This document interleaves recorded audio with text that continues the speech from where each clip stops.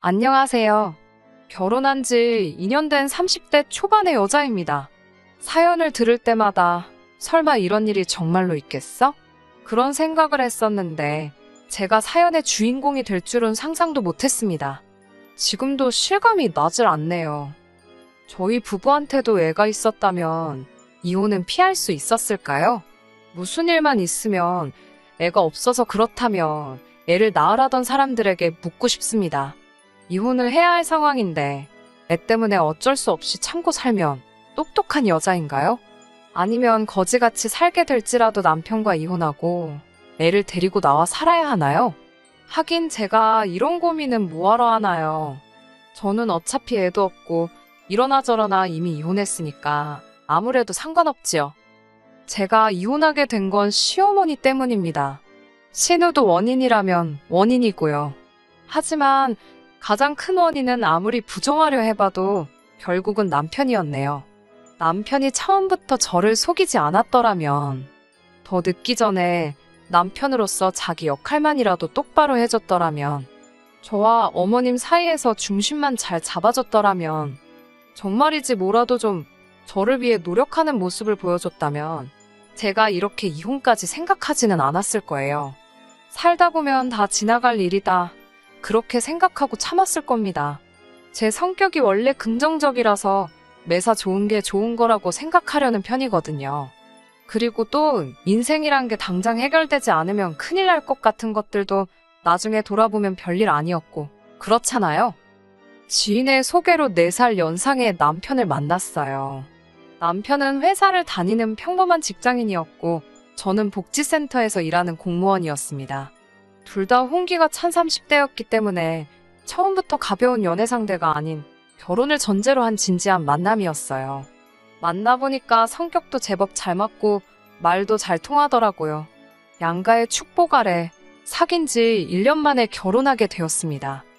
재정 상황은 결혼 이야기가 나왔을 때 서로 깔끔하게 공개했습니다.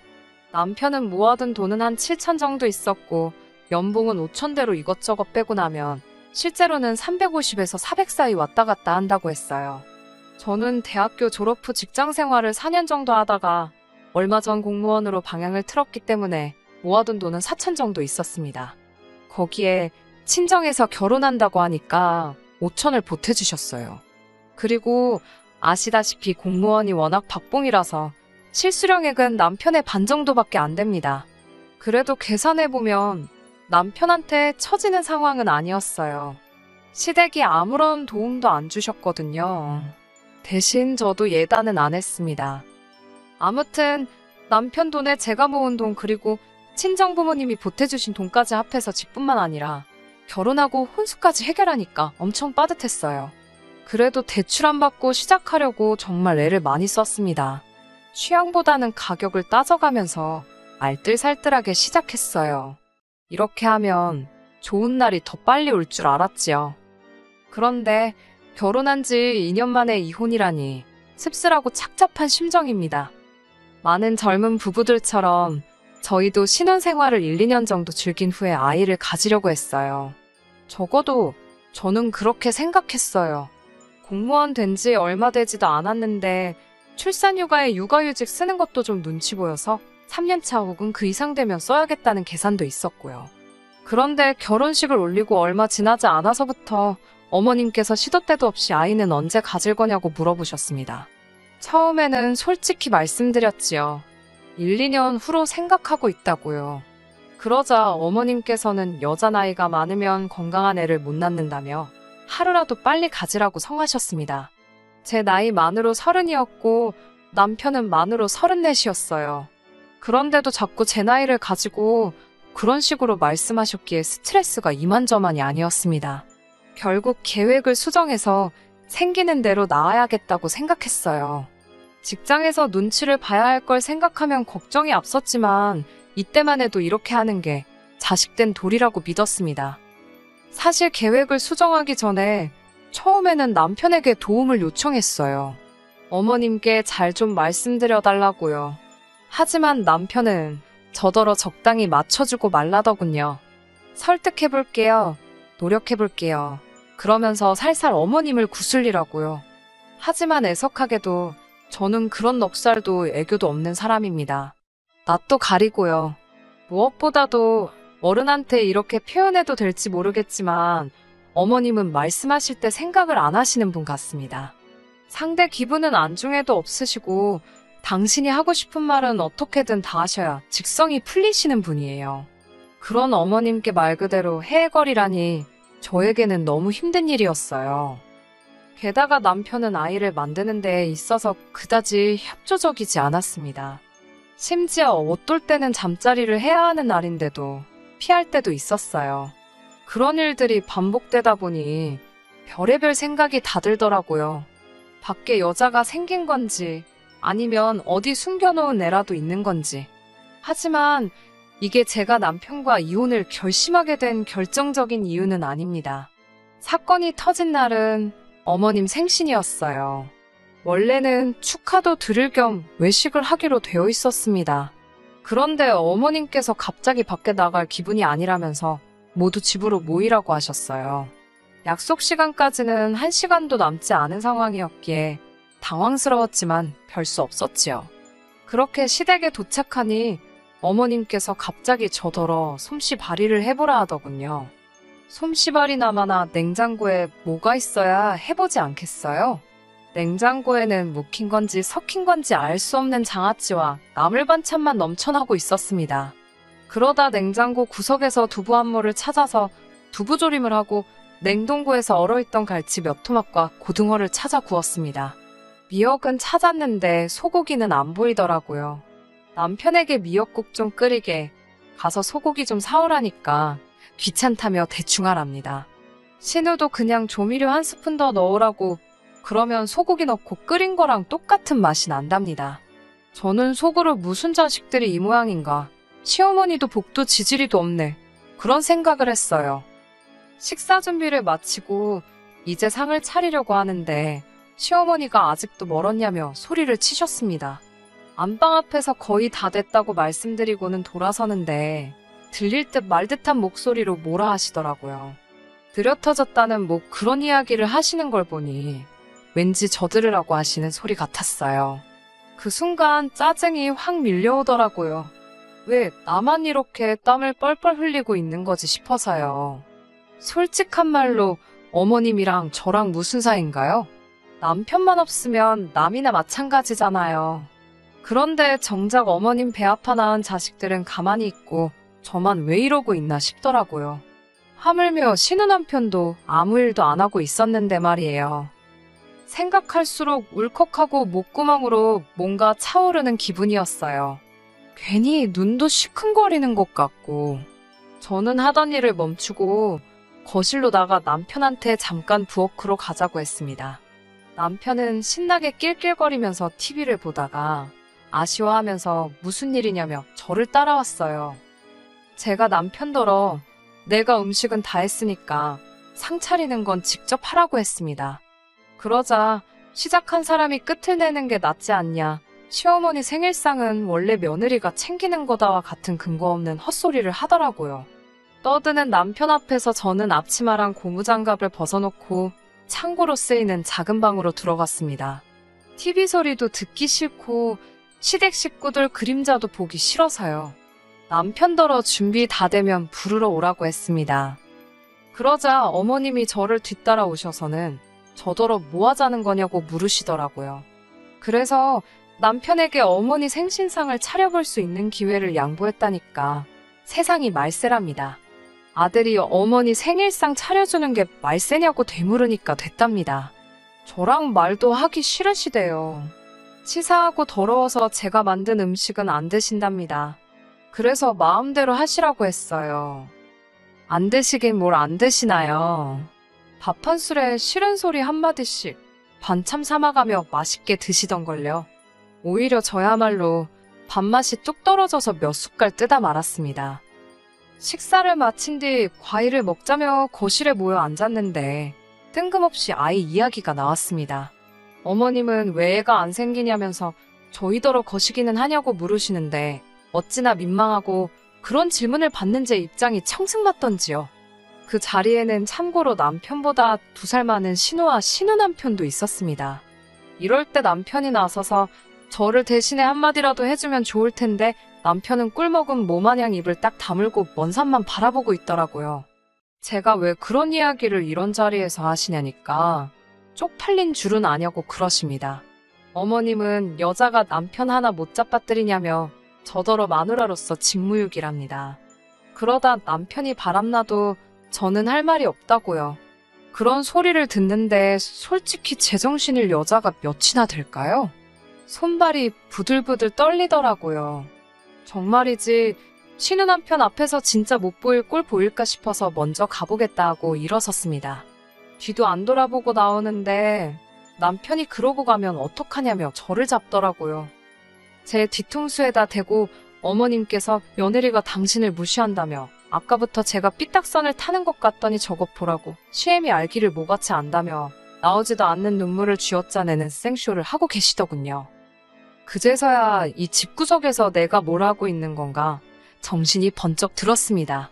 제가 그동안 헛짓거리하고 있었다는 걸요. 집에 돌아오고 얼마 지나지 않아 남편, 신우 그리고 시어머니까지 다 몰려왔더라고요. 저 하나 상대하겠다고 다들 몰려온 거 보니 황당하다 못해 웃기던걸요. 현관을 열기가 무섭게 시어머니는 어떻게 당신 사위가 보고 있는데 며느리가 그러고 나갈 수가 있냐면서 괘씸하다고 당장 무릎 꿇고 빌랍니다. 그러면 이번 한 번만은 봐주신다면서요. 그러자 신우가 저를 잡아 끌고 베란다로 가더니 그냥 사과 좀 해달랍니다. 자기 어머니 성질 알지 않냐면서 그냥 맞춰드리래요. 신우 남편도 오늘 있었던 일에 대해서 크게 생각하지 않을 거라면서 너무 신경 쓰지 말라면서요. 형님이야 친어머니니까 그냥 맞춰드리는 게 될지 몰라도 저는 아니라고 딱 잘라 거절했습니다. 저는 잘못한 거 전혀 없고 오히려 사과는 제가 받아야 할 판이라고요.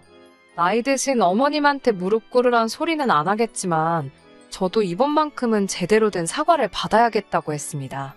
그러니까 신우가 대번에 저더러 적당히 좀 하지 자기까지 이렇게 나서서 중재를 하는데 그걸 꼭 따박따박 시시비비를 가려야 직성이 풀리겠냐며 짜증을 내더라고요. 그러더니 자기도 이제 모르겠다며 신경질을 부리더라고요. 참다 못한 제가 결국 신우한테 가뜩이나 머리 아픈데 보태지 말고 제발 그냥 그만 좀 하시고 일단 집에 가시라고 했어요. 신우도 저더러 후회하지 말랍니다. 어머님은 당신 뜻대로 제 사과를 못 받아서 화가 나셨는지 제 꼴도 보기 싫다며 당신 죽으면 무덤에나 와서 올라고 악을 쓰시더라고요. 제 꼴도 보기 싫으시다는데 제가 왜 어머님 무덤에 가서 우냐고 하니까 남편이 적당히 하고 이쯤 했으면 그냥 져드리지 평소답지 않게 왜 자꾸 말대꾸를 하냐고 그러더군요. 이때까지 말 못하는 뭐마냥 가만히 있다가 꼴랑 한마디 한 게 말대꾸 왜 하냐고? 남편한테 쓸모없고 도움도 안 되는 인간이라고 막말을 퍼붓고는 등 떠밀어 어머님이랑 같이 집에서 내보내버렸어요. 아무리 생각해도 분이 안 풀리더라고요. 하다못해 남편 뺨이라도 한 대 칠걸 하는 후회가 밀려왔어요. 도무지 이 화를 풀 방법이 떠오르지가 않아 평소에 남편이 주로 쓰던 방에 들어갔습니다. 방을 둘러보니 남편이 아끼던 여러 가지 물건들이 눈에 띄더라고요. 마음 같아선 다 때려부시고 싶었는데 잠깐이나마 다시 살려면 행여나 내 돈 들어갈까 싶은 생각에 고민이 되었습니다. 이런 순간에도 머릿속에서 계산을 하고 있는 제 자신이 참 초라하더군요. 결국 에라 모르겠다라는 심정으로 컴퓨터고 뭐고 집어던지는데 키보드 밑에서 접혀져 있던 서류 하나가 눈에 띄었어요.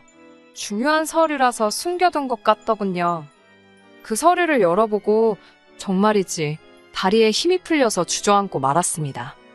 서류는 어떤 검사의 결과지였습니다. 적힌 이름과 병원을 보니 남편이 저 몰래 비뇨기과에서 검사를 받았더군요. 그런데 그 결과가 충격적이었습니다. 남편에게 문제가 있었더군요. 불임이었습니다. 하지만 제가 더 충격을 받았던 이유는 바로 검사 날짜 때문이었어요. 결혼 전에 이루어진 검사였습니다. 남편은 처음부터 자기가 임신할 수 없다는 걸 알면서도 저에게 말하지 않았던 거예요. 게다가 그렇게 제가 어머님에게 수모를 당하는데도 모른 척 했던 거고 배신감에 치가 떨린다는 게 어떤 건지 알겠더라고요. 더 할 말이 없었지요. 그 종이 들고 바로 시댁으로 향했습니다. 시댁에 도착하니 신우가 그렇게 뻗팅긴 것 치곤 너무 빨리 온 거 아니냐며 한껏 빈정거리더라고요. 지 동생이 어떤 상태인지도 모르고 까불거리는 게 웃기지도 않더라고요. 어머님께서도 일단 현관에서 무릎 꿇고 사과부터 하고 신발 벗으랍니다. 저는 보란듯이 신발도 벗지 않고 집 안으로 성큼성큼 들어갔어요. 어머님이 저에게 삿대질을 하시면서 미쳤냐고 그러더라고요. 남편도 저더러 실성을 한 거냐면서 당장 신발 벗으라고 난리였습니다. 제가 이 서류 뭐냐고 남편 얼굴에 검사 결과지를 들이밀었습니다. 처음에는 뭔지도 모르고 뭔데 이 난리냐며 한 대 때릴 기세로 다가오던 남편이 제 손에서 결과지를 낚아채더니 이거 어디서 찾았냐면서 얼굴이 하얗게 질리더라고요. 왜 나를 속였냐니까 좀 전까지 핏대 세우던 인간은 어디 가고 또 입 딱 다물고 아무 말도 하지 않더라고요. 어머님은 도대체 무슨 상황이냐면서 남편더러 손에 든 것 당장 이리 가져오라고 하셨습니다. 남편은 그래도 쪽팔린 건 아는지 그걸 숨기더라고요. 그러니까 보다 못한 신우가 도대체 뭔데 갑자기 찍소리도 못하냐면서 그걸 또 남편 손에서 뺏어갔고요.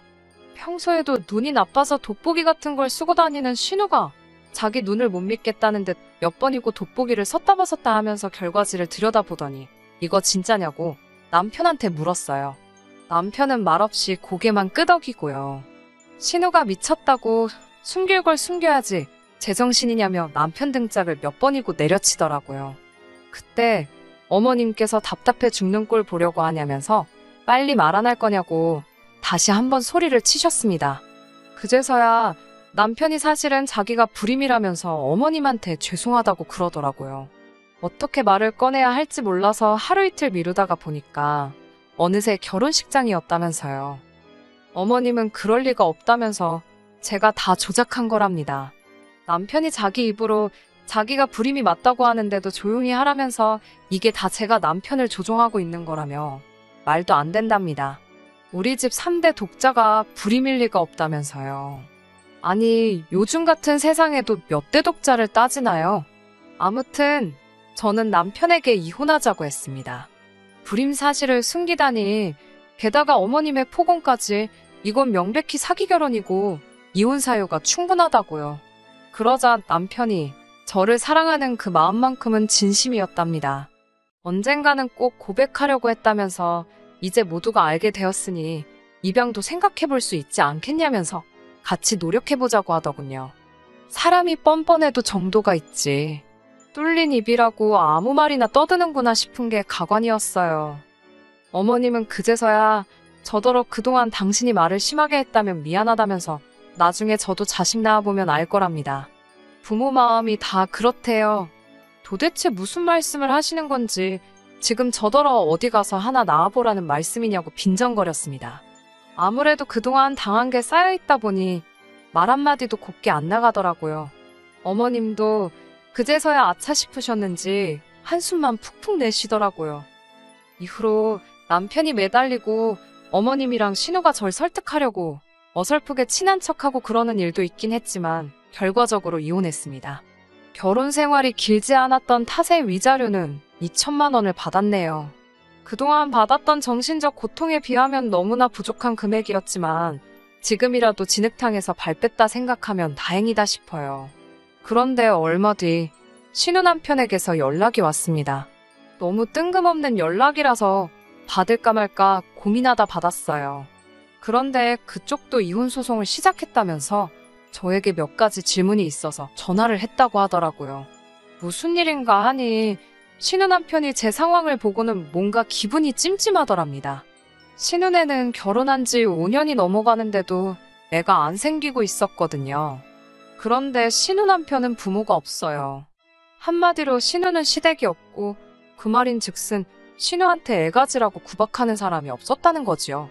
신우 남편은 어디 가서 말도 못하고 혼자서 애간장만 태우고 있었나 봐요.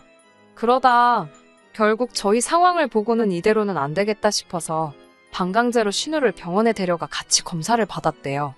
그런데 세상에 젊어서 무슨 일이 있었던 건지 의사 말이 신우는 애를 더는 못 가질 거라고 했답니다. 저희 남편은 그나마 무슨 염색체 이상으로 인한 신체적 결함이었는데 신우는 차마 입에 담기도 민망하고 추접스러운 이유였어요. 신우랑 시어머니는 신우 남편 앞에서 그래도 조광지철을 버리는 법이 어딨냐고 울고짜고 난리였다는데 결국은 더러워서 못 살겠더랍니다.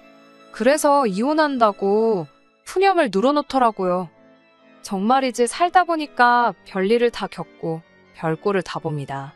정말 그 집 구석 어떻게 됐으려나 모르겠어요. 이래서 사람은 항상 마음을 곧게 쓰고 말도 곧게 해야 하는 것 같아요. 앵무새 마냥 매일 손자 타령하던 우리, 아니 전 시어머니, 이제 어쩌면 좋을라나요?